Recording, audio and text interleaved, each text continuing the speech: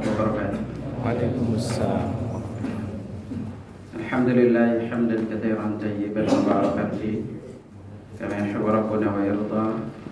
Asyhadu an la ilaha illallah wahdahu la syarika lah wa asyhadu anna Muhammadan abduhu wa rasuluhu la nabiyya ba'da.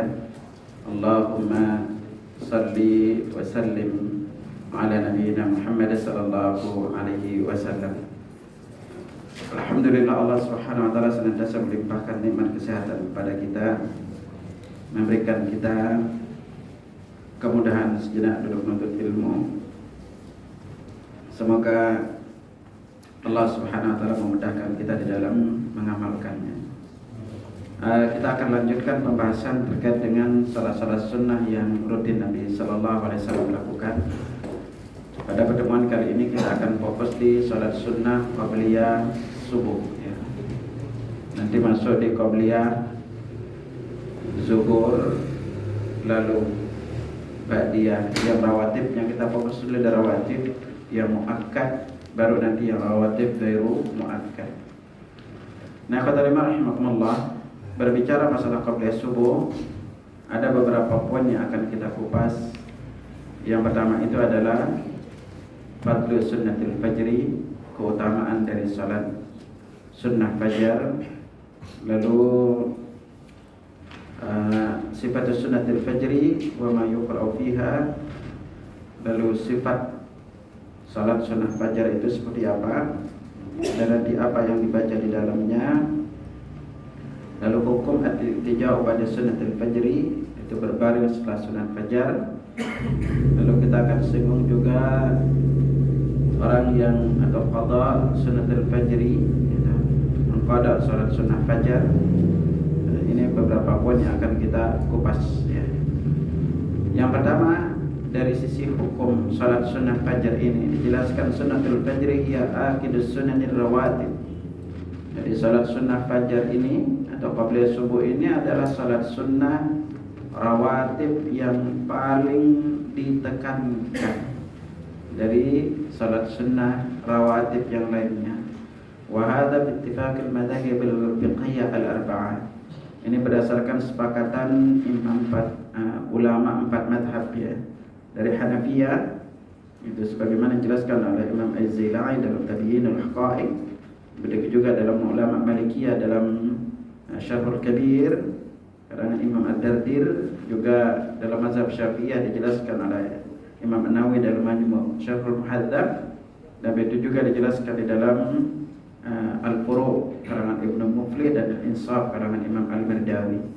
Nah, ini pada intinya salat sunnah fajar ini sangat ditekankan dari salat-salat sunnah rawatib yang lainnya.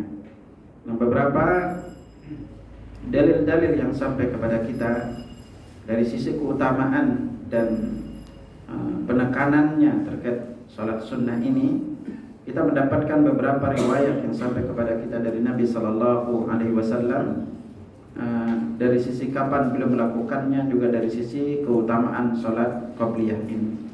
Nah, riwayat-riwayat ini diantaranya Nabi sallallahu alaihi wasallam tegaskan kepada kita dari sisi keutamaannya. Sebagaimana diriwayatkan dari Aisyah radhiyallahu anha, dia berkata, Nabi sallallahu alaihi wasallam bersabda, rakaat fajri khairun minad dunya wa ma fiha. 2 rakaat sebelum salat sunnah fajar itu atau qabliyah subuh ini lebih baik daripada dunia dan seisinya. Ini diriwayatkan oleh Muslim hadis nomor 729. Nah, di sini kita belajar ikhwatal iman. Jika qabliyahnya aja lebih baik daripada dunia dan seisinya, lalu bagaimana dengan salat subuh itu sendiri? Ya. Nah, dalam hadis lain juga diriwayatkan Aisyah yang diriwayatkan juga oleh Imam Muslim, masih dalam satu nomor hadis, lahum ahabbu ilayya minad dunya jami'an.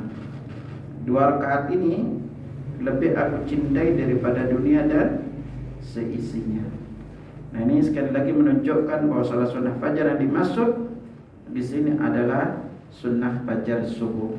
Maka ketika kita membaca hadis-hadis terkait dengan, kita akan mendapatkan 2 lafaz. Yang pertama ada mengatakan qabliyah qabla subhi atau sunnatul fajri.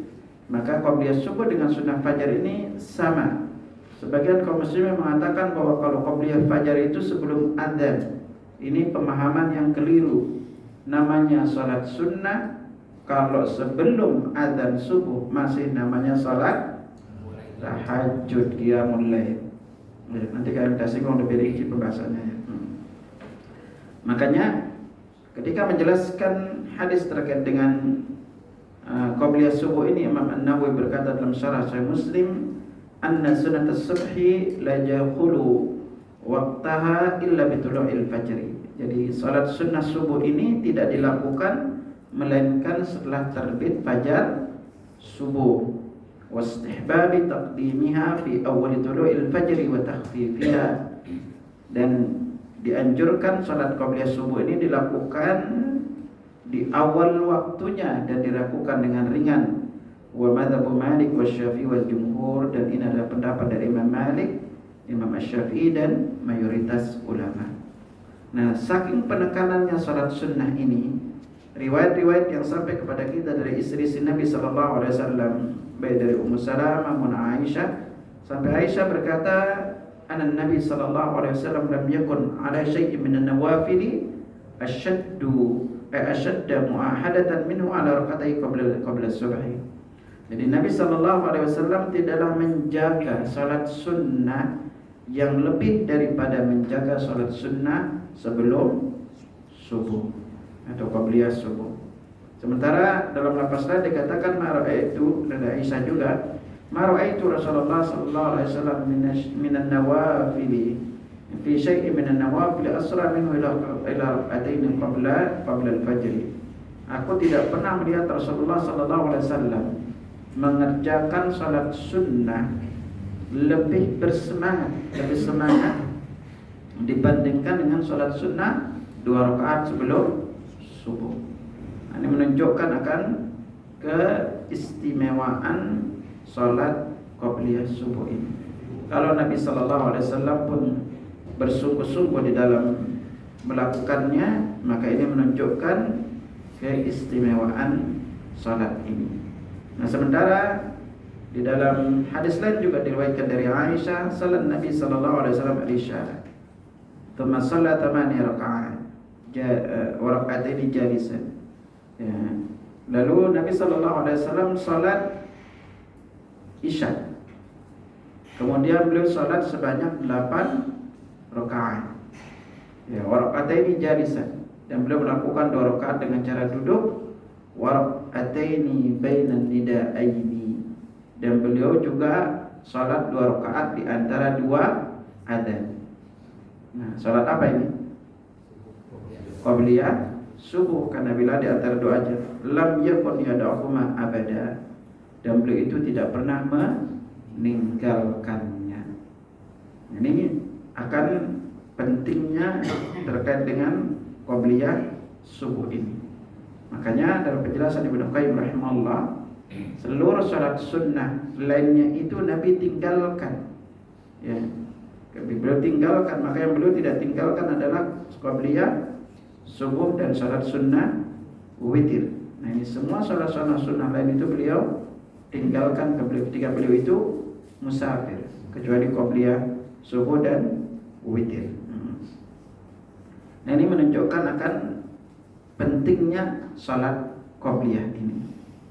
Dan kalau kita lihat riwayat-riwayat yang sampai kepada kita juga dari Aisyah radhiyallahu anha dan Hafsah, ini istri Nabi, di antara sunnah qabliyah subuh ini adalah harus dilakukan dengan ringan, tidak boleh lama. Ya, makanya bacaannya pun ditentukan.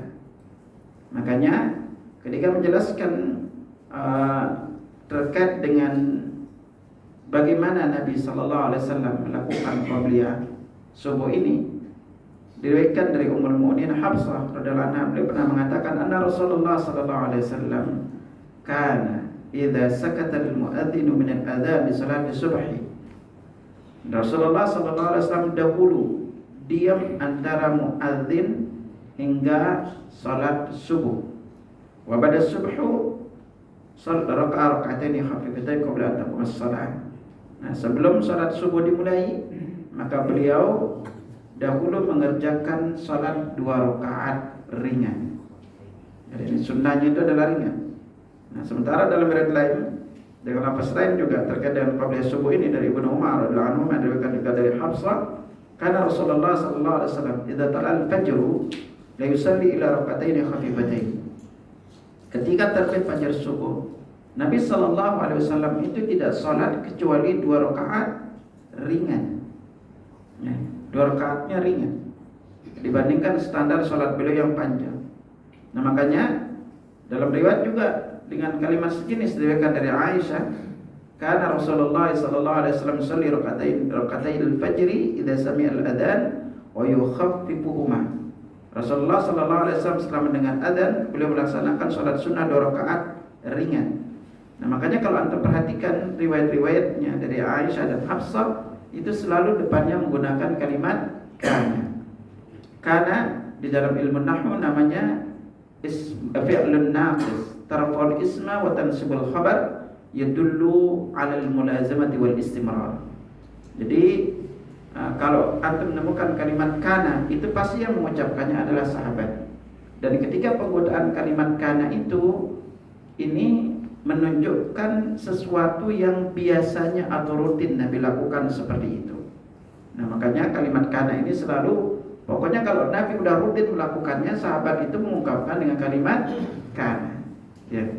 Nah, dalam lafaz lain, sampai saking pendeknya atau tidak lama beliau melakukan ini, dijelaskan Aisyah, karena Rasulullah sallallahu alaihi wasallam yusalli raka'atil fajri fa yukhaffifu.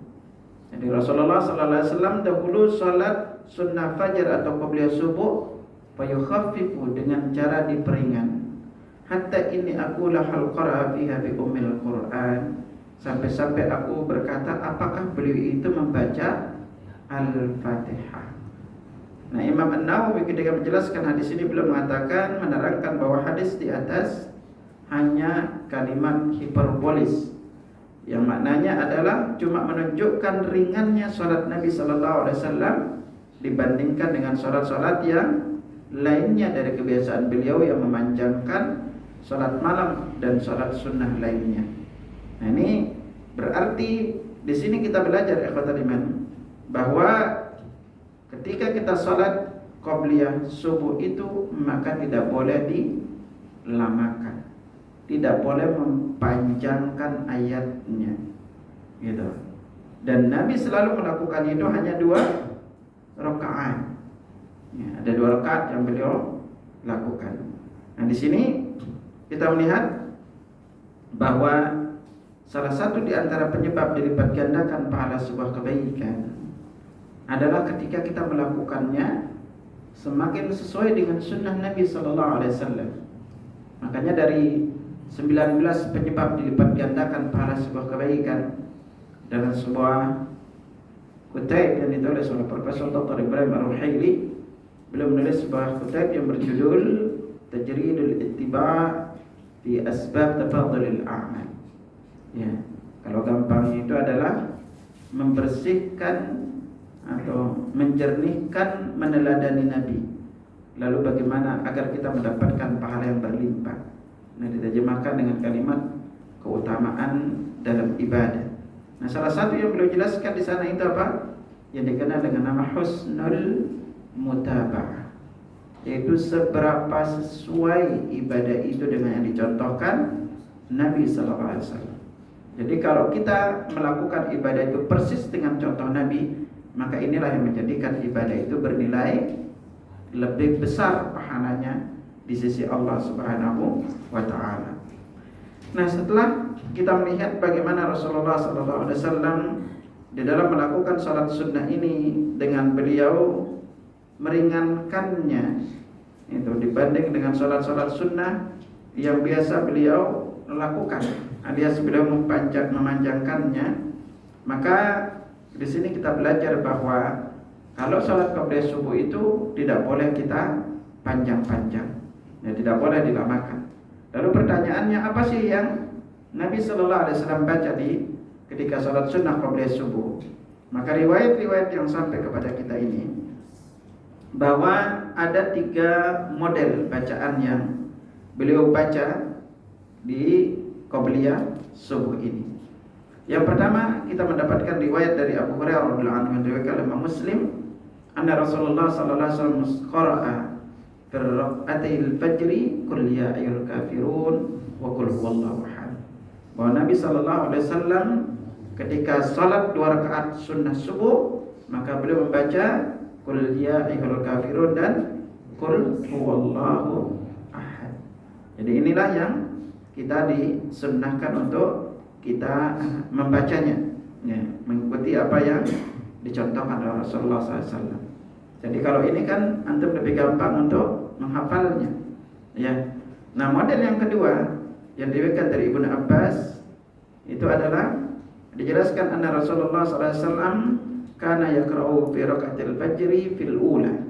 Jadi Nabi SAW itu di ketika salat qabliyah fajar atau subuh di rakaat pertama beliau membaca, itu ada dalam surah Al-Baqarah ayat 136, bunyinya qulu amanna billahi wa ma unzila ilaina wa ma unzila ila Ibrahim wa Ismail wa Ishaq wa Yaqub wa al-asbaq wa ma utiya Musa wa Isa wa ma utiya an-nabiyyuna min rabbihim la nufarriqu baina ahadin minhum wa nahnu lahu muslimun. Ini rakaat pertama.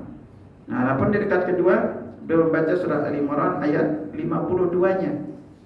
Apa bunyinya? Falamma hassa Isa minhumul kufra qala man ansari ila Allah qala al-hawariyuna nahnu ansarullah amanna billahi wa syahadu bi anna muslimun. Nah, ini di rakaat pertama. Nah, riwayat kedua yang sampai kepada kita dari Ibnu Abbas juga yang diriwayatkan juga oleh Imam Muslim itu. Maka di rakaat pertama itu sama, beliau membaca surah Al-Baqarah ayat 136 dan rakaat keduanya beliau membaca surat Ali Imran ayat 64. Kalau tadi ayat 52, sekarang ayat 64-nya. Apa bunyinya? Qul ya ahlal kitabi ta'alu ila kalimatin sawa'in bainana wa bainakum alla na'budu illallah wa la nusyrika bihi syai'a wa la yattakhidha ba'duna ba'dan arbaba min dunillah fa in tawallaw faqulu syahadu bi anna muslimun. Nah, ini bisa Anda baca di dalam qabliyah subuh ini. Jadi ada 3 model. Berarti rakaat yang pertama kita bebas membaca Al-Kafirun dan Al-Ikhlas. Rakaat kedua, model yang kedua adalah membaca surah Al-Baqarah ayat 136 dan Ali Imran ayat 52. Model yang ketiga adalah surah Al-Baqarah ayat 136 dan Ali Imran ayat 64. Nah, ini 3 model yang bisa kita baca ketika kita salat qabliyah subuh. Nah, lalu akhwat rahimakumullah, di antara perkara juga yang khilaf di antara para ulama adalah terkait dengan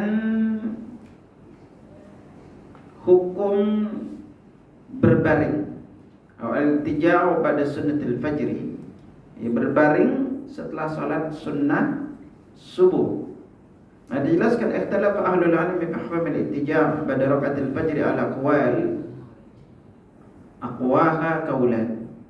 Jadi para ulama itu berbeda pendapat terkait dengan hukum berbaring setelah salat subuh dengan menjadi beberapa pendapat. Yang paling kuat itu ada 2 pendapat. Ya, dijelaskan al-qaulul awwal yang pertama mengatakan yusannul ittija'. Ittija' ini artinya berbaring di atas lampu sebelah kanan pada rakaatil fajri setelah salat fajar. Wa hadha mazhab Syafi'iyah. Ini adalah mazhab dari Syafi'iyah wal Hanabilah al-asah. Ini juga pendapat yang paling kuat dari mazhab Hanabilah. Wa bihi qalat ta'ifatun minas salaf. Dan ini adalah pendapat di segolongan ulama salaf.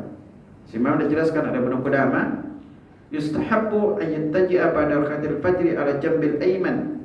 Hendaklah dia berbaring setelah salat sunnah fajar itu di atas lambung sebelah kanan.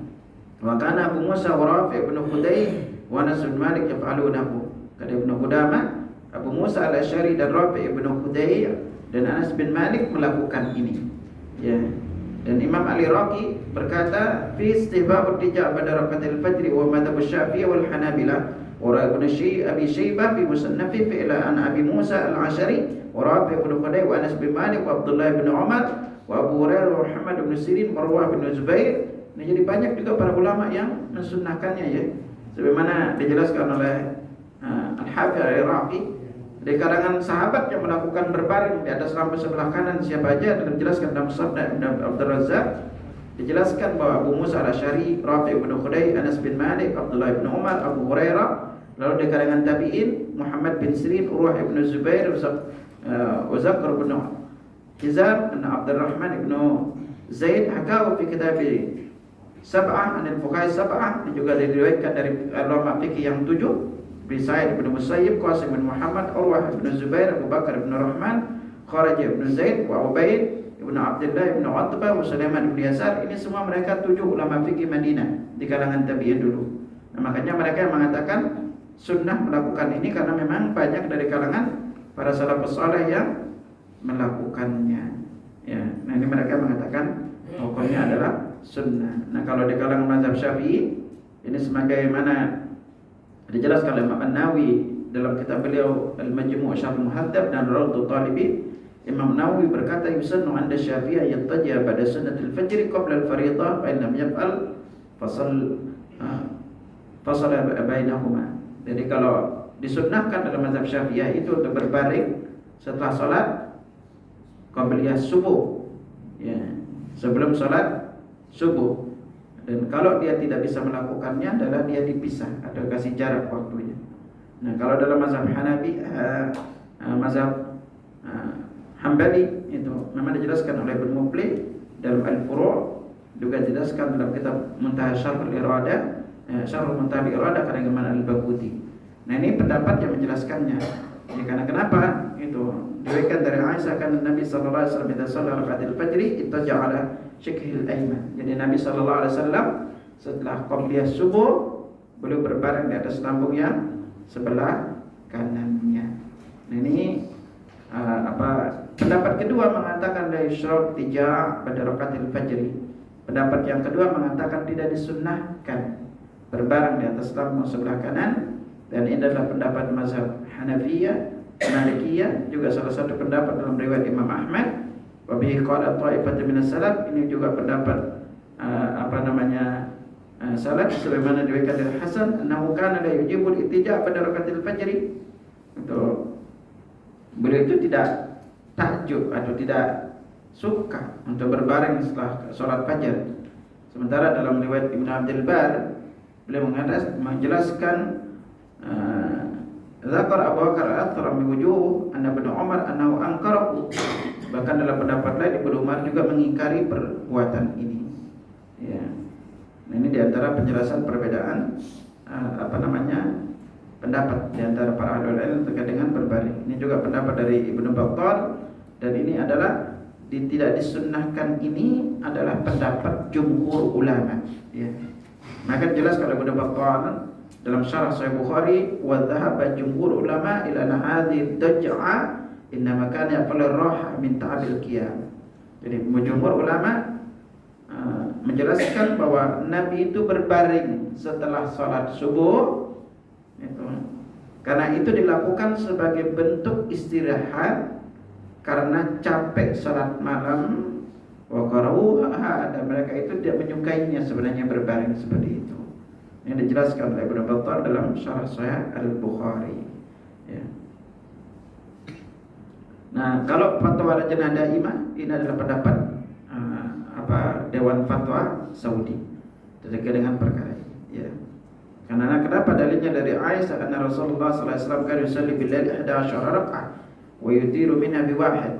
Jadi Nabi salat 11 rakaat dan witir 1 rakaat. Fa idza faragha taja'ala shikil ayman. Selesai beliau salat malam, beliau berbaring di atas lampu yang sebelah kanan, hatta yatiyul muadzin fi salli raka'ataini khafifataini.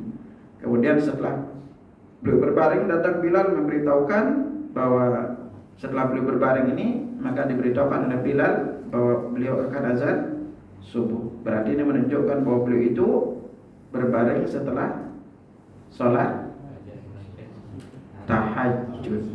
Nah, beliau berbaring setelah sholat tahajud, baru nanti diberitahu azan oleh Bilal. Nah, ini. Sementara dalam riwayat juga dijelaskan kan Nabi sallallahu alaihi wasallam idza shalla rakaatil fajr fa in kuntum mustaiqadatan haddatsani wa illa taja'a.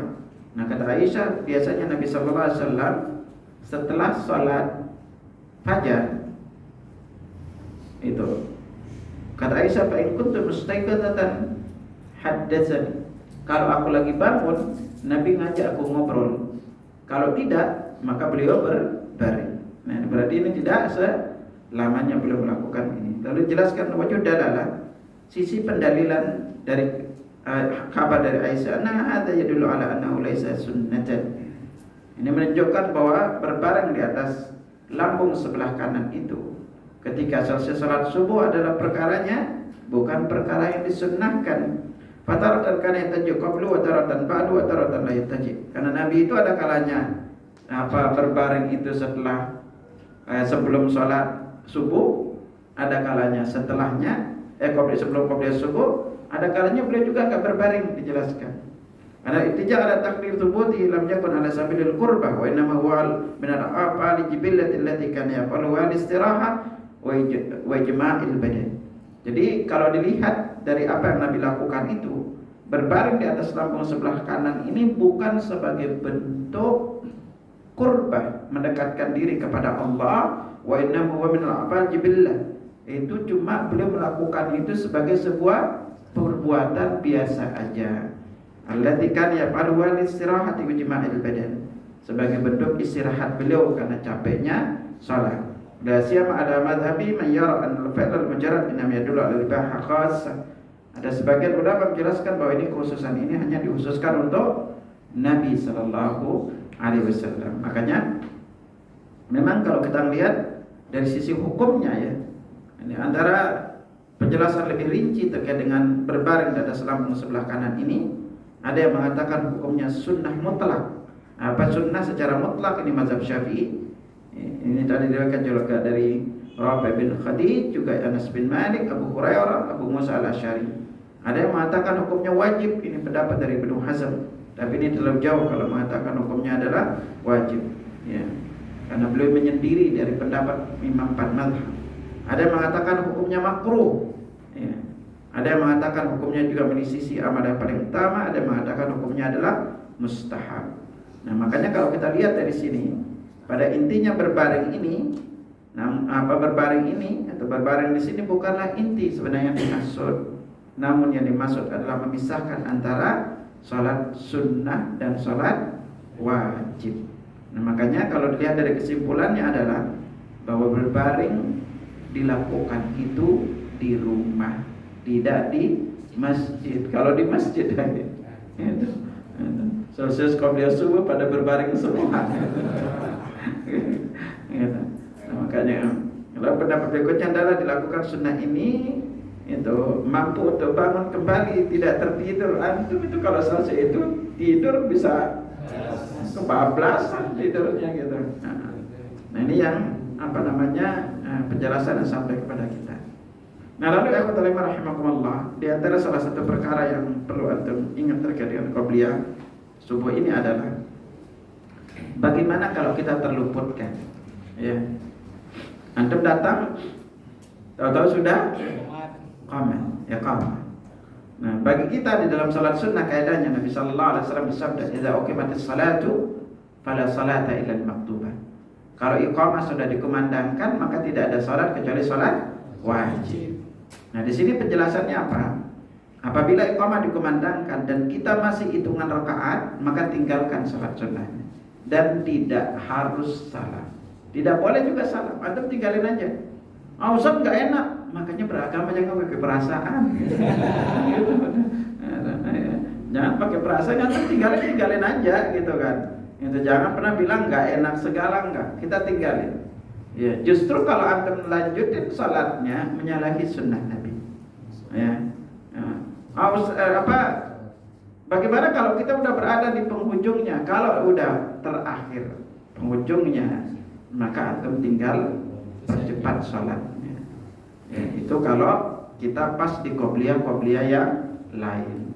Nah, lalu berikutnya bagaimana untuk qobliyah subuh? Apabila qobliyah subuh itu tertinggal, maka boleh untuk kita mengqadha'nya. Nah, disinilah ikhwatul iman, riwayatnya para ulama memang berselisih pendapat di dalam perkara ini ya. Itu kapankah mengqadha'nya? Kalau Kalau mereka sepakat bahwa sunnah yang ada itu kita boleh mengqadanya. Ya. Nah, sebagaimana jelaskan oleh para ulama, kita lihat misalnya ada 2 waktu kita mengqadha qabliyah fajar ini. Pertama, kita boleh langsung mengerjakannya selesai sholat subuh. Ya. Diriwayatkan dari dijelaskan an Qais jaddi Sa'an, dari Qais kakeknya Sa'an, qala, dia berkata, ra'ani Rasulullah sallallahu alaihi wasallam wa ana usalli raka'atil fajri ba'da salati subhi. Ya, Rasulullah sallallahu alaihi wasallam pernah melihatku sedang salat sunnah fajar setelah salat subuh. Faqal, kemudian dia bertanya, ma hatani raka'atani ya Qais? Salat ini 2 rakaat salat apa yang kamu lakukan wahai Qais? Itu. Faqultu, lalu aku berkata, ya Rasulullah, inni lam akun sallaitu rakaatil fajr. Tadi itu aku belum sempat salat 2 rakaat sebelum subuh. Pemahadan rakaatan. Maka 2 rakaat itu ini. Ya. Yang terjadi kata Rasulullah sallallahu alaihi wasallam. Maka Rasulullah sallallahu alaihi wasallam pun diam. Nah, ini diriwayatkan oleh Al-Hakim. Dia berkata sesuai dengan syarat Al-Bukhari. Imam Ibnu Qudamah berkata dalam kitab beliau Al-Mughni, diamnya Nabi sallallahu alaihi wasallam menunjukkan akan bolehnya. Karena Nabi sallallahu alaihi wasallam pernah mengqadha salat sunnah zuhur setelah asar. Ada kan kita singgung. Ini pun maksudnya sama. Sementara ulama Hanafiyah mengatakan tidak bolehnya menaikkan salat setelah subuh secara langsung. Ya, karena ada riwayat Imam Tirmidzi yang lainnya, Nabi sallallahu alaihi wasallam bersabda, ada salata pada subuh hatta tatlu syamsu, tidak boleh salat setelah subuh sampai dengan matahari terbit. Nah, Ibnu Qudamah lalu menjelaskan, menyatakan kembali larangan ini tidak masuk di dalam dipahami dengan makna yang lain. Jika memang itu menunaikannya di waktu duha itu lebih bagus untuk terhindar dari perselisihan para ulama. Makanya waktu terbaik melaksanakan qabliyah subuh ini adalah di waktu duha. Nabi sallallahu alaihi wasallam bersabda, man yusalli rak'atayil fajri falyusallihima ba'da ma tatlu syamsu. Barang siapa yang belum salat 2 rakaat sebelum subuh, maka hendaklah dia mengerjakan 2 rakaat itu setelah setelah matahari terbit. Nah, setelah matahari terbit ini juga bisa dilakukan di waktu syuruk atau ketika kita salat duha. Ya. Nah ini. Dan memang ikhwatal iman, ini udah azan belum? Nah, kalau berbicara